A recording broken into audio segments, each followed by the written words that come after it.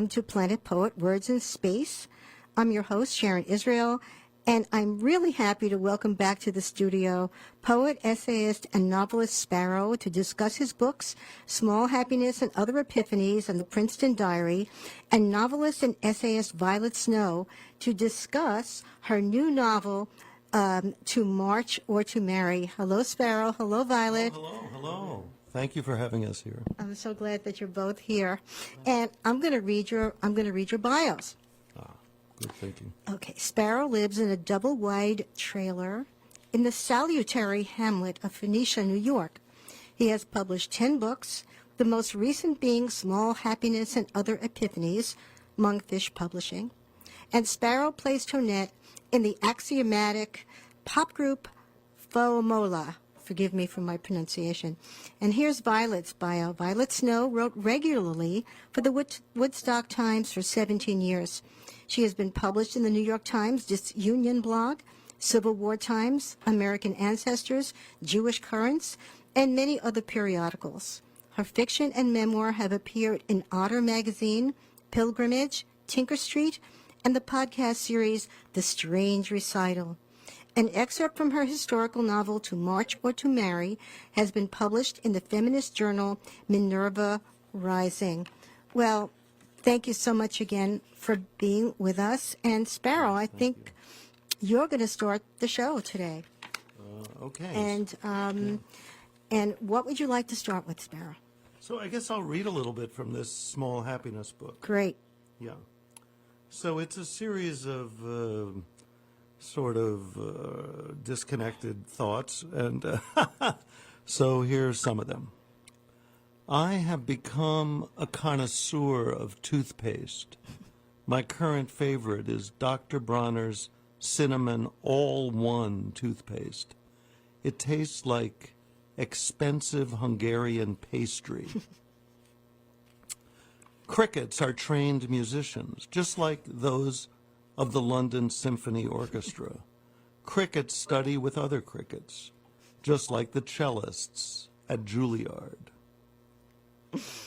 Every nursing home has one or two virgins.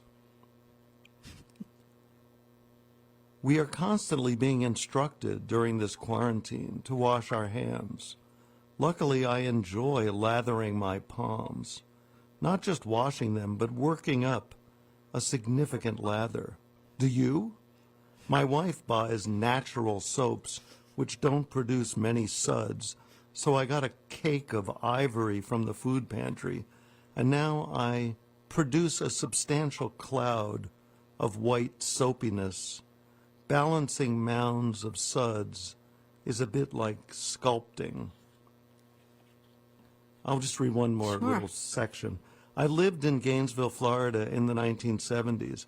One day in 1978, an Iranian guy picked me up hitchhiking and told me, there will be a revolution in Iran. 6 months later, the revolution came. The CIA was shocked, but I knew because I hitchhike. That is Sparrow reading from his book, Small Happiness and Other Epiphanies. I love what you said about the crickets. I was listening to that, and there's something really true about that. I mean, they're genetically geared to sing and to produce their sounds, but how profound is that? I mean, I think it is. And it is possible, a lot of these statements I make in this book and perhaps in all my books are, I'm making them as if I have all knowledge of everything. Crickets are trained musicians, just like those of the London Symphony Orchestra. Maybe they're not. Maybe they just wing it. But, it could be. When you listen to crickets, you do start to get the feeling maybe they are listening to other crickets and kind of like they're like jazz musicians. They learn from each other. It's possible. Well, song sparrows do learn from each other. There's a lot of variations to their songs, and the ones that they learn are from their region. It's proven. And that's Violet Snow. making her profound comments about songbirds. And I agree. I think they are in concert. But also I think human beings can sort of choose to be musicians. Well, some musicians won't say that. But all crickets must be crickets and do what they do.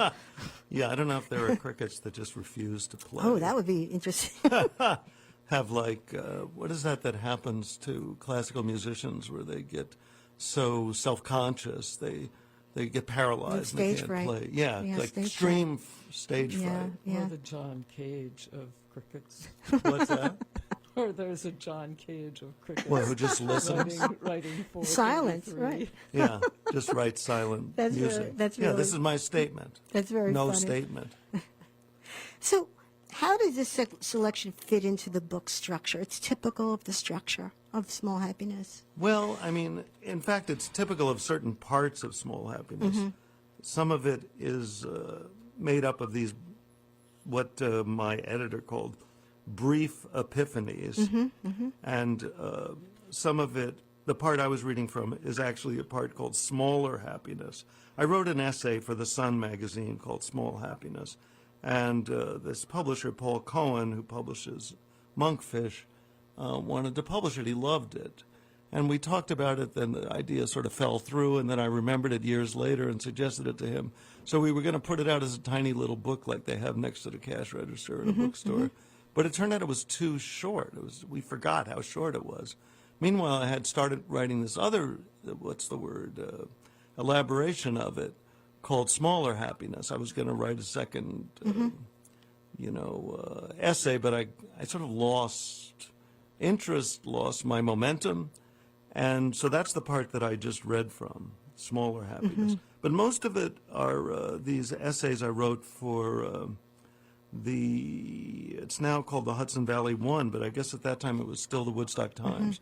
They would have special issues, a little supplement there would be a home improvement supplement. There would be a Beauties of Autumn Leaves supplement.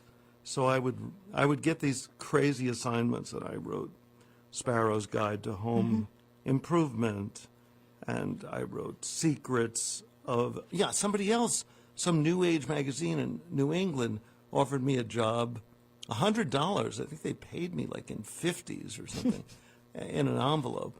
And the New Age all pays with cash.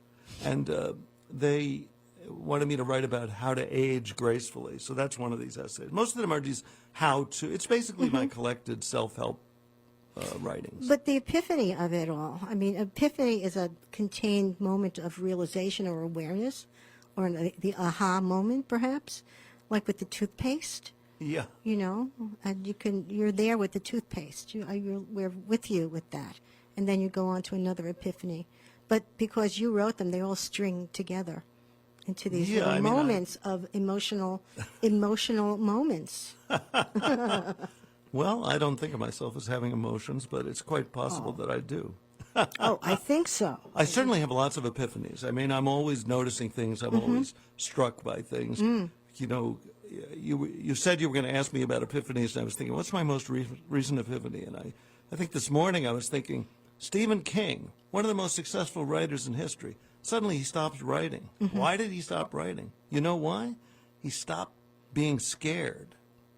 For some reason, maybe he started getting on antidepressants.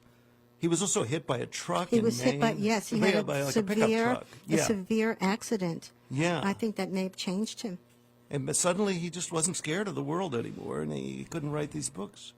Anyway, that's an epiphany. It may be a failed epiphany, but an epiphany. It definitely is. I want to reintroduce my guests, Sparrow and Violet Snow, who are with me on Planet Poet Words in Space at WIOX Community Radio. We're live and local from the Catskills, and I'm Sharon Israel, your host. Sparrow, your newest book, I believe, one that we did not get a chance to cover in our last year's, almost to the day, our show was, I think, April 13th, 2021. Huh. Yeah, and it's called The Princeton Diary. Do you want to read first before we dive into a discussion? Yeah, I'll read a little bit. I mean, this is, it's embarrassing, but it's a little similar to the stuff I just read. But I'll say this much, that it's a novel that is the diary of a professor at Princeton, a short-term professor. He has a 3-year contract. After he leaves, he'll never return to Princeton, he knows. And you never find out in the book how far he is along in his 3-year term.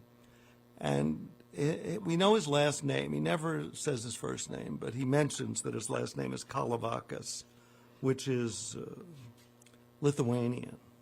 Most people think It's Greek, it's like Greek, but Kazantzakis, yeah. Yeah, he mentions that he's confused with a Greek person, but it's actually Lithuanian.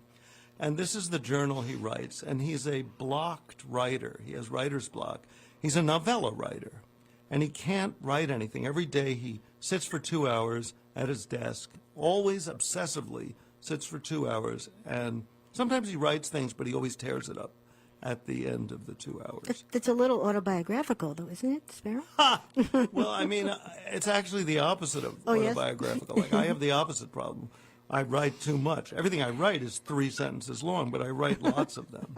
So anyway, so this is, let's say, an excerpt from this journal, which is called Princeton Diary. People with cats spend much of their time trying to keep their pets from escaping. They're like antebellum slave owners. I can feel my ex-wife pumping resentment into the atmosphere 220 miles away. Princeton is what New Jersey would be like without the mafia. Henry James, William James, Frank James, and Jesse James were all contemporaries. Hair is unaffected by gravity. The rest of my body is always pulled down. My hair spurts upwards. And I'll read this poem.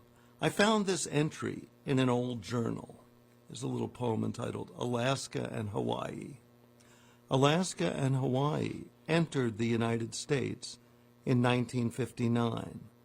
Together they include 1,402 islands. That's a little taste of the Princeton Diary. Not very representative of it. Well, it has a lot in it. And you mentioned Princeton, and you mentioned Princeton. We know we're in Princeton, but it's your state of mind. It's almost like Joycean, the way you go about describing your thoughts. I mean, it in and out happens. of Princeton. I happen to hate Joyce, actually.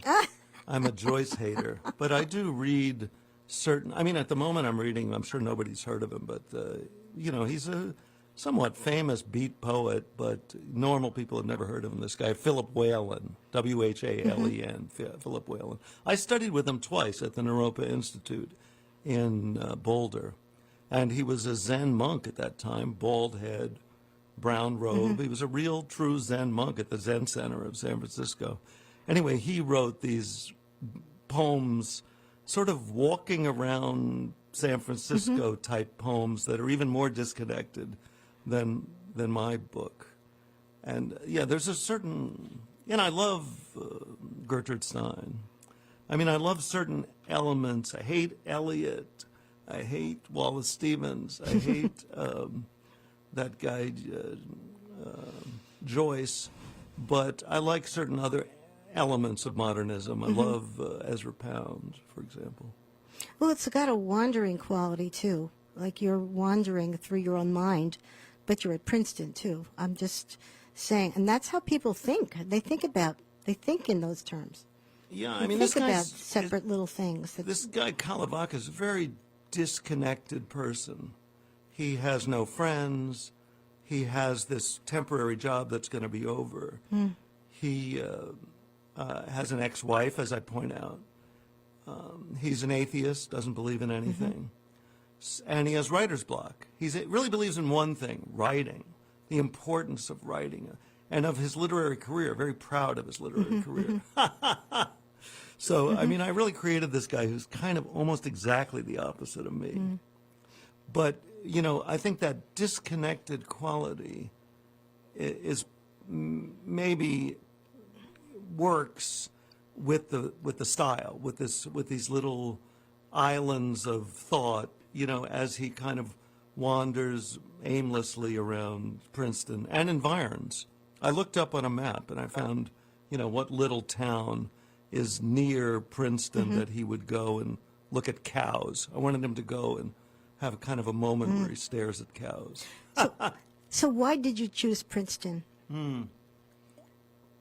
I really have no idea. The book began in a particularly odd way that I have a friend who's a squatter in Paris, actually outside of Paris. If you ever heard of Sèvres, China, S-E-V-R-E-S, Sèvres, it's a kind of porcelain china.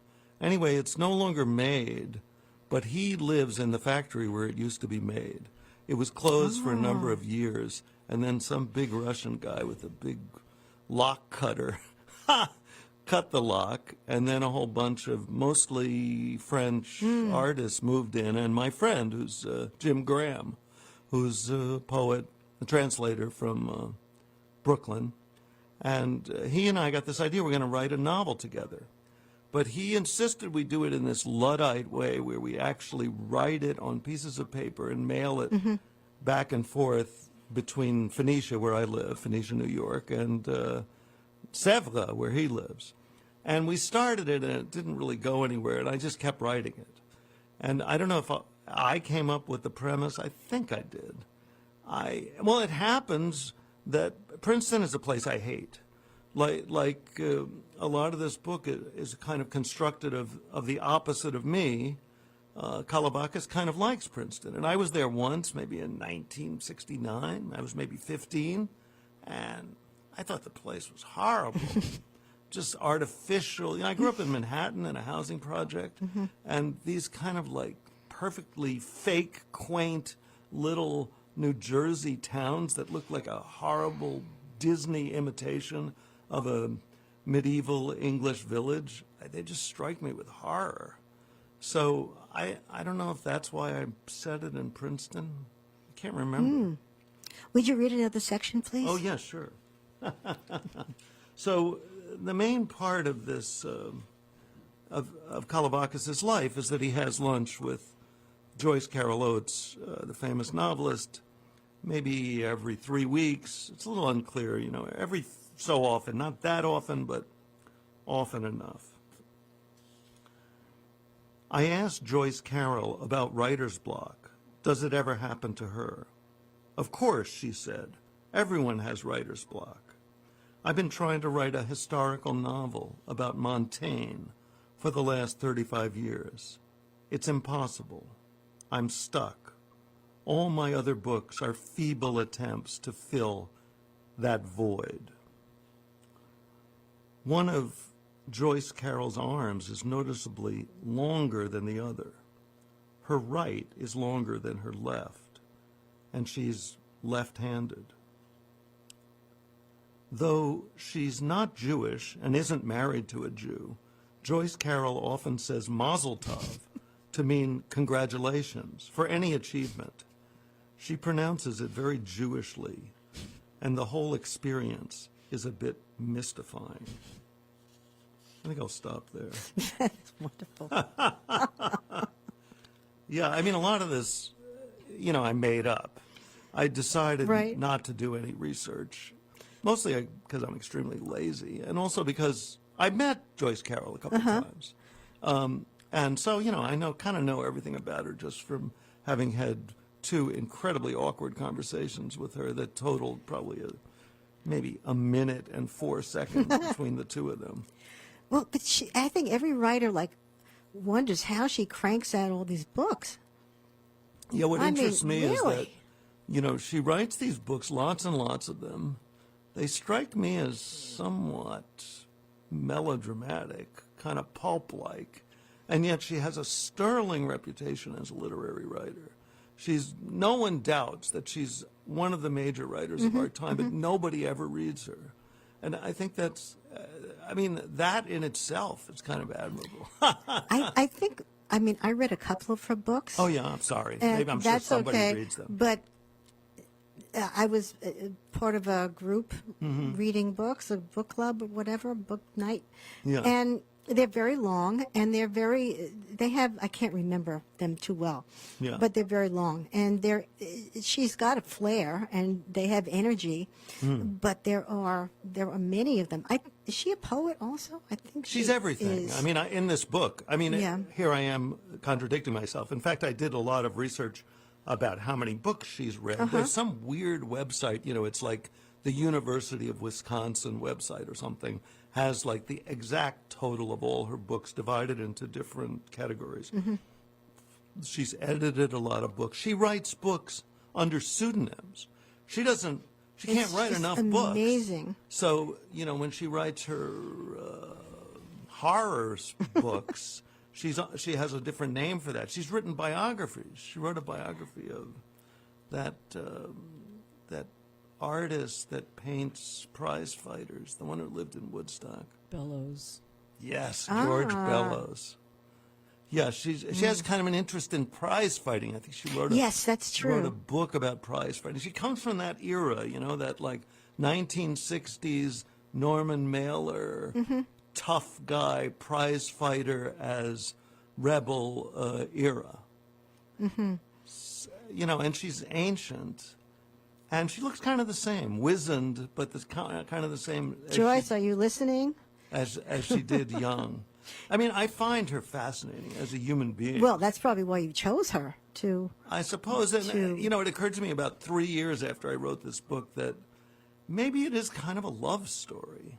I don't know if you could tell. Well, it's an obsession, obviously. Yeah, in the but I mean, book. actually, maybe there actually is a kind of, a platonic love affair going on between him and between Kalabakis and Joyce Carol Oates. Because why is Joyce Carol Oates having lunch with this guy?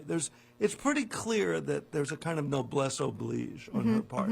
She's the reigning queen of the English department, and I guess by now she's retired, maybe long retired. But she kind of owes it to this poor loser to have lunch with him.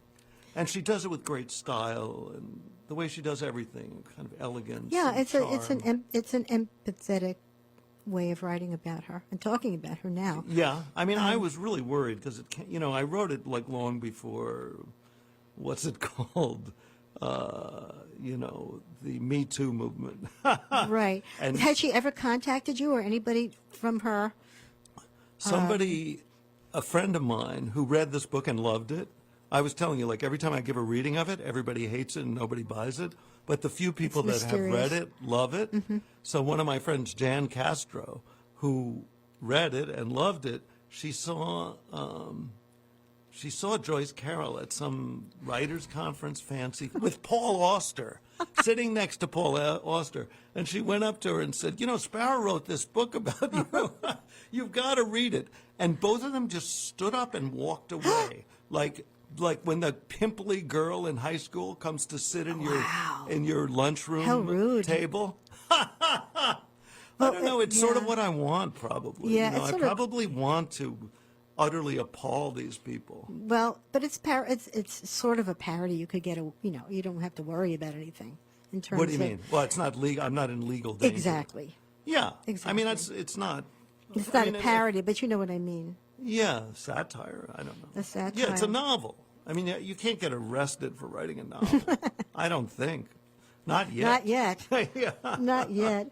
We're our half hour is almost up. I wanted to ask you about. You have illustrations in both books. Oh, your yeah. illustrations, and you have one that looks really like about Bob Dylan. That looks just like Bob Dylan. I know. That is one of my great successes. And many of them, they're charming, and you have a style as you do a literary style. You have a illustrative style.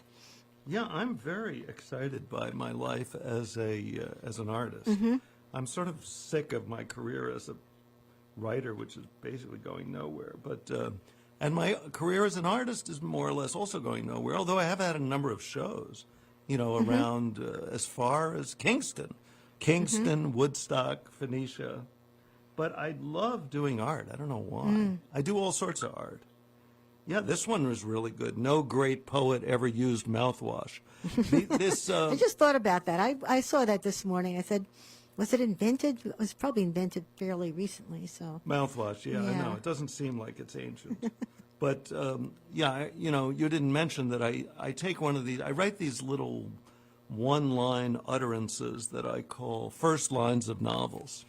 And then I illustrate them, typically. So that's one of them. No great poet ever used mouthwash. And there's just a lovely drawing of some guy who I intended to be Walt Whitman. He kind of looks like a combination of Walt Whitman, Rabindranath Tagore, and me.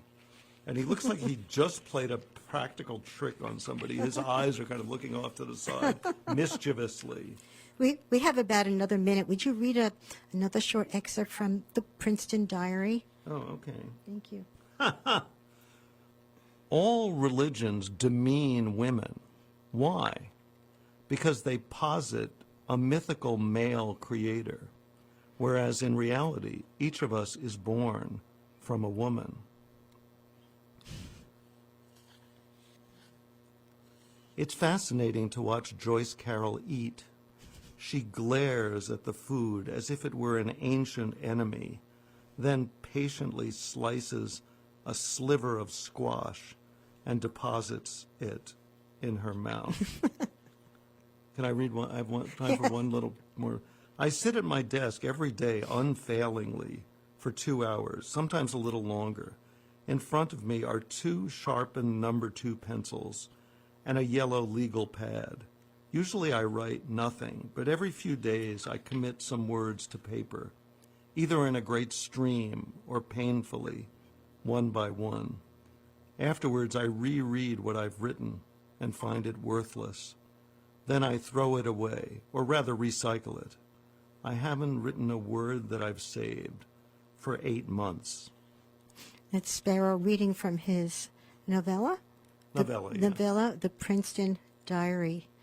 You're listening to WIOX Community Radio, live and local in the Catskill Mountains at 91.3 FM, MTC Cable TV Channel 20, and on the campus of SUNY Delhi at 107.5 FM. This is Planet Poet, Words in Space. I'm Sharon Israel, your host, and we've been listening to Sparrow talk about his books, The Princeton Diary and Small Happiness and Other Epiphanies. And now Violet. Hi, Violet. Hello Violet there. Snow will be reading from and discussing her new novel, To March or To Marry. I just want to say, speaking of Mary, that Violet is married to Sparrow and has been for many years. 33 years? 33 years. And just move closer to the mic. Okay, Oh, how's that's that? better. Is that Thank better? you, Violet. Okay. And Violet, would you like to discuss the book very briefly and then read from it, or would you rather read first? Well, I'll just say that the book is a historical novel about suffrage and women's clubs. And there are 2 main characters. One is based on my great-grandmother, whose name was Mary Wingebach. In the book, her name is Abby. And the other is her best friend, Louise, who's entirely fictional. They part ways over issues of suffrage, and that's kind of the plot of the book, is how they keep trying to come back together, but it's a struggle. So I thought I would read the very beginning of the chapter that introduces Abby. Great. Clouds of steam sent sweat dribbling down Abby's cheeks as she stood over the vat in her kitchen and decided wash day was a corner of hell reserved for women. And she hadn't had to die to get there. All she'd had to do was marry. After 10 years of employment as a secretary at Dodd Mead Publishing in Manhattan, mingling with poets, authors, and editors, working with words, the editor's elegant words that leapt from her fingers as she tapped the keys of a typewriting machine. Now here she was, laboring to wrangle a wooden paddle through boiling water, agitating the soapy clothing while her shoulders ached and scalding water splashed her forearms. That's Violet Snow reading a passage from her new book, To March or To Marry. I just must comment on your lyrical style, this beautiful style, and it reflects the period that you're talking about. It's not quite old-fashioned, but it's very it's a lovely rhythmic style that gives flavor to the women that you are describing, and also the women are very different. You don't pigeonhole people. The women in your book are very complicated. For example, Abby was professional before she was married, and the offenses and sort of everyday horrors of married life for these women, you describe them very matter-of-factly. They're not unusual, even for what would appear to be a nice guy that you would marry. Yeah, well, marriage is still difficult, Right. I think, but we persevere. Right. And the question is always, how long do you persevere? In some cases, it's worth it, and some people get divorced. And same was true back then, although divorce was not as common then. So it's an issue in the book, actually. Yes. Divorce. But about the style, I just wanted to say that one of my inspirations was the letters of my great-grandmother. For instance, this chapter about her doing the laundry, which was a really arduous task in those days. The details of the scene came from a blog about Victorian methods of housekeeping. But in my great-grandmother's letter to her mother, she writes, "Tonight I have to start the fire because tomorrow is wash day, the day I hate above all others." What treasures those letters are. Yeah, the letters are really great. Wow. But the point, really, of this chapter is that all the housekeeping that one had to do when one was married, in Mary's case and in Abby's case, they inspired her to join a women's club, to get out of the house, have contact with other women, and have intellectual stimulation. And we don't know about women's clubs nowadays. They were a huge influence in the late 1800s and early 1900s. And part of what I wanted to get at in the book was that, the suffrage movement was amazing. I mean, it was filled with really heroic women, and they had to work very hard to get what they wanted, and they succeeded, which is pretty amazing.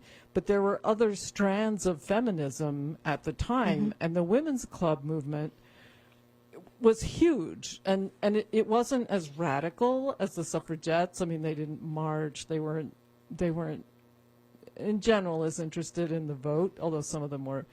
But they transformed society by changing people's expectations of what women could do. They forced the men to let them out of the house. Yeah, I before you wrote this book, before I read the book and read your introduction about the women's clubs, I've never heard of them. Right, and something like 1.5 million women all over the country belonged to clubs that met once a week, and some of them were literary clubs that talked about, they wrote reports on, they went home and researched, art and literature and history, and then delivered papers to their clubs, and others got involved in community service, basically, addressing issues that men wouldn't really think about, like, oh, we need a public park so we can bring our children to play outdoors. So in even our if town. when they didn't have the vote, they could exhibit some power. Right, and they learned, by learning to write, they also learned how to go and lobby the town board to, get garbage pickup or meat inspection, and it was like a really important movement, even though it hasn't been recognized. No, it has been given short shrift. It's not as obviously dramatic as what the suffragettes went through, but or did. But I don't think perhaps the movement wouldn't the suffrage movement would not have succeeded without the women's clubs. That's what I think. I mean, it was all part of a groundswell of energy, but they were both important. They both supported each other. Thank you, Violet. Even though they conflicted in some ways. Yeah. Well, and the book goes into that. Would you read another chapter, please? Another excerpt. Okay, here's a bit about Louise. On the day Louise defied her husband and ran from the house, only rage kept her from falling into despair. Still slightly out of breath, she was pounding her feet against the sidewalk, wondering what her mother thought of Charles now that he'd turned his fists on his wife, when she saw a group of women on the street corner up ahead. They were handing out yellow bills to people who passed, few of whom took the slips of paper. As she approached, she heard one of the women call out, "Votes for women! March with us!" Her first impulse was to ignore them. She knew suffragettes were rude, loud women. Their cause may have been just, but their methods were unpleasant and would surely never succeed. A young woman detached from the group and came toward her with a bill outstretched. "Votes for women," she enthused. "March! Oh, dear, what happened to you?" She turned and shouted, "Emily!" Two others came over as Louise reached up to her hat, thinking it must have come askew again. When she lowered her arm, she saw blood on the cuff. No wonder people had been looking at her. "Oh, dear, I hate that man." Later, she reflected that she would not have had the courage to make such a bald statement in front of strangers if she hadn't known they were passionate about the rights of women. At the time, she was simply touched to know these ladies were trying to take care of her. Fury gave way to tears. The whole group of 7 gathered around. "My husband, I thought he was so gentle, and it turns out he's a fiend, just because I wanted to go to my club." "You should join us," said Emily. "We're having a parade for the vote on May 4th. We need the power to make our own decisions, and the right to vote is the first step. Men shouldn't be allowed to do what your husband has done." "But how is voting going to help?" "What would happen if you called a policeman after your husband hit you?" "Nothing. I expect it's between him and me."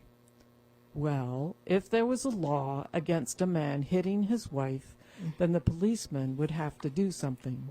Do you think men are going to make that law? Not unless we have a say in the matter." That's Violet Snow reading from her novel, To March or to Marry. That's such a powerful passage. And it reminds the reader of how impossible things were in those days for a person's freedom if you happen to be a woman. And, yeah, of course, if you forget about what the suffragettes did, that nobody would care about what you said if you didn't have the right to vote, which is how it was. I thought it was very dramatically, it was a real page-turner, this book, I have to tell you. And this particular passage where she was just married and the husband showed his violent side was quite frightening. I also found it was frightening that her mother-in-law was firmly against her. You know, there was no help within the house for a person who was being abused. Am I on the mark here? Yeah, that's right. Well, yeah, it's still. I'm sure that happened quite a lot. Oh yeah. In society at that time, and probably still does, more than we would like to admit. So, fact or fiction? So you dramatized. Louise is a fictional character.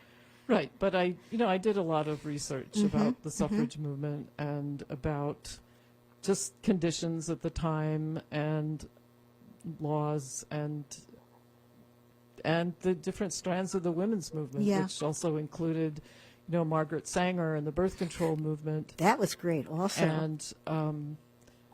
And also the settlement houses where women. It was actually kind of socialist concept that like rich people and poor people should come together and enrich each other's lives. Although we think of it now more as like services for poor people, and and women were providing those services, and that created a whole area of employment for women that, it was a very feminist area. Right. So those, although that's not what I was thinking about when I started writing the book, I was more thinking about the women's clubs.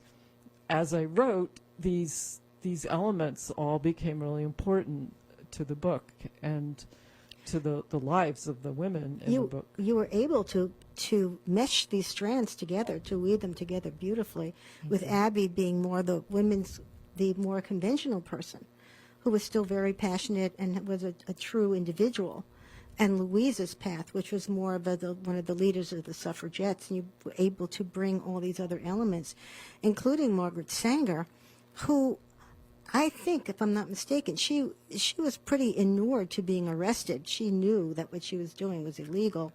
Well, she wanted to be arrested because that would force an audience for her ideas, and it would show people how unjust. The birth control was completely illegal in the U.S. at that People time. don't realize that at this point. Well, Right. it's going to get that way again, perhaps. Well, it may, but at the time, you couldn't even talk about birth control. Right. That was the whole point. Right. You couldn't publish anything about it, and so she deliberately got arrested to bring all these issues to the fore. You bring her to life very nicely. Would you talk a little bit more about your foremothers, Violet, who you dedicate the book to? So my great grandmother she's an amazing person. I mean, she seems kind of ordinary in a lot of ways, but we have certain things in common, like that when she was 20, she went to visit her father's family in Wales. He was an immigrant. And young women didn't travel in Europe in those days, and she went for 4 months with her cousin to the British Isles and traveled around and stayed with relatives. And when I was 21, I went traveling and spent a year and a half in India and Sri Lanka. So. And then both of us, when we returned, ended up staying in New York City. She was from Topeka, Kansas. I was from Poughkeepsie. And both of us got jobs in publishing. It's pretty parallel. So I feel this real kinship with her. And and the fact that she worked for 10 years before getting married. I mean, it was partly because her parents divorced. Her father was a Civil War veteran and started beating his wife, and so they got divorced. And then she had to get a job, so she taught herself typing and shorthand and It's wonderful you know all these things about your... It's amazing. Your Well, I went ancestors. through a period of obsession with my ancestors, but the thing about Mary is that she saved a lot of stuff. A lot of written stuff, especially her letters, her travel diary, her correspondence. She did genealogical research when she was in her 70s, and she saved all the correspondence. I have a lot of information about her, and it's this amazing What a gal. gift. What a So, gal. yeah. I want to read Ed Sanders, who is a famous poet, founding member of the Fugs, an activist, an author of Robert F. Kennedy, among others, about your book. Snow's talents shine in this very enjoyable story. It sets high standards and is depicting this real-world epic struggle with its wide implications for modern struggles and struggles to come. I like that. That's really great. I think we have time for one more short section. Okay. So this scene occurs after Louise has joined the suffragettes and Abby has a baby, and they've been out of touch for quite a while, but they run into each other, and here's how it goes. Gave in to him at the wrong time of the month, did you? The words murmured in Abby's ear gave her a shock, not just because of their crudeness, but because, over the rumbling of the streetcar wheels and the clop of the horses' hooves and the chatter of people swaying around her, she recognized the voice. "How dare you," she whispered through gritted teeth, turning to glare at Louise. "Don't be vulgar." You shouldn't have to worry about such things, Louise replied. That's all I meant to say. I have no idea what you mean. Ivy tried to crawl onto Abby's lap, but there wasn't room alongside her bloomed-out belly. Ivy, sweetie, sit still in your seat. There's a good girl. I mean, said Louise, you must have heard of Margaret Sanger. Wasn't her writing banned for indecency? She's only trying to give women control over their own bodies. There's nothing indecent about using a method that stops one from getting pregnant. You might want her help after this one's born. Or was that your plan, to have 2 children under the age of 2? Ivy stood up in her seat and put her plump arms around Abby's neck and her candy-sticky fingers in Abby's hair. The child's breath smelled of milk and peppermint. Here's a kiss, sweet one, but then you must sit, said Abby, her eyes stinging for a moment. Louise's words had struck a nerve. But what brings you uptown? Still working on the divorce? Yes, said Louise. The court won't grant it without grounds of adultery. My lawyer thought the violence might be taken as grounds, but it didn't work. Charles is being perfectly horrible, trying to put all the blame on me. Maybe I'll give up and live in sin with some other fellow. What about you? Are you still an anti? I've never been an anti. I just don't care to sacrifice my dignity by marching in the street when I don't believe women having the vote will make so much difference in the world. It's Violet Snow reading from To March or to Marry. The book's climactic scenes take place in prison with the protesters being force-fed.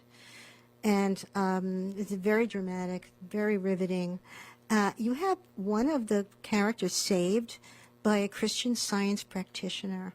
And could you talk about your involvement with Christian Science briefly? Well, actually, Mary's brother-in-law, her husband's brother, was a Christian Scientist, and I just know that from family lore. I looked him up once, and he had written an article for one of the Christian Science periodicals. It was under his name. I was very impressed. Wow. And I got involved in Christian Science myself in 2010 when the church in Woodstock was having a centennial celebration, and I wrote an article about it for the paper, and I was interviewing one of the church members, and the way he talked about it, I always thought of Christianity as like saying prayers and trying to be good, but because I didn't have very much of a religious upbringing. But the way he talked about it, it sounded like people were actively communing with God on a consciousness level, really connecting to God, and that really interested me. So I started going to church and studying, and it's been enormously helpful to me in my life. So I included a Christian Science healing in the book because it fit to me. And I know some people have said, oh, it sounds impossible. But in fact, there are a lot of documented healings in Christian Science, where a very dedicated healer can produce instantaneous results. And so... Well, thank you, Violet. I heartily recommend the book, and we can ask you where you can find. I think you can go to your website to find out more information. Yes, my website, violetsnowwriter.com, has a link to buy the book online. Great. And Sparrow, if people are interested in your books, where should they go to find out more information? I suppose they could go to my Facebook page, Sparrow X Carter, X period Carter, or to my Twitter. I'm a Twitter addict, Sparrow14, Sparrow at Sparrow14 on Twitter. It's been so lovely having both of you on. And you're going to end with a song, because you're in the same band, correct? Yes, we're in this group called Foamola, and we must thank our friend and partner, Lawrence Fishberg, who writes the melodies of these songs. And we're going to sing I'm Going Underwater Now. I'm going underwater now. Goodbye. We had a lovely time together. Why do you stay on land? I do not understand. I'm going underwater now. Goodbye.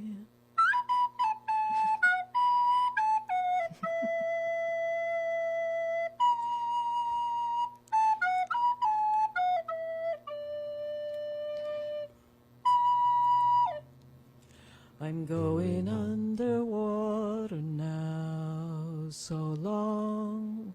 I really wish that you could come along. The ocean is so wide, we all can fit inside. I'm going underwater now, so long. I'm going underwater now, so long, so long. That was lovely. It was the Nice of you to writers, say. Sparrow and Violet Snow, treating us to a song, I'm Going Underwater Now. Well, thank you so much for being on the show. Yes, thank you. It for was having wonderful. Nice talking to you. Lovely hearing you read from your beautiful works. And thank you for listening.